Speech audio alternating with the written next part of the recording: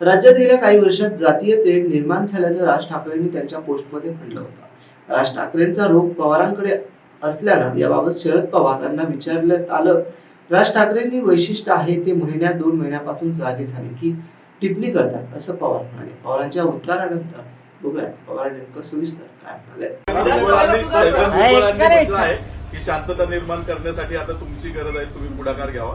पण राज ठाकरेंनी आज पोस्ट केली आषाढी एकादशी निमित्त, त्यांनी म्हटलंय की राज्यात काही वर्षांपासून मागील काही वर्षांपासून जातीय तेढ निर्माण झाली, वाद निर्माण झालाय आणि तुमचं नाव घेतलं नाही पण त्याला तुम्ही जबाबदार असाल त्यांचं म्हणणं आहे। आजच त्यांच्या विरोधात बोलतात, त्यांचं वैशिष्ट्यच आहे ते 18 दिवसांनी, महिन्यांनी, 2 महिन्यांनी ते कधी जागे झाले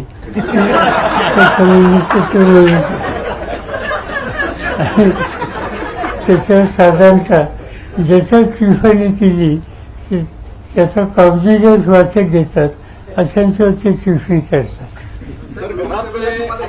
लोकसभेच्या वेळेस घरातले काही जण बाहेर गेले, आता परत विधानसभेच्या किंवा या सगळ्या पार्श्वभूमीवर आता ते परत जर घरात येणार असतील तर आपलं काय, त्याच्याबद्दलचं काय भूमिका? घरात यायचे, घरात यायचे, त्याचे काय निवडणूक येते ना, ते घर कायम असतात।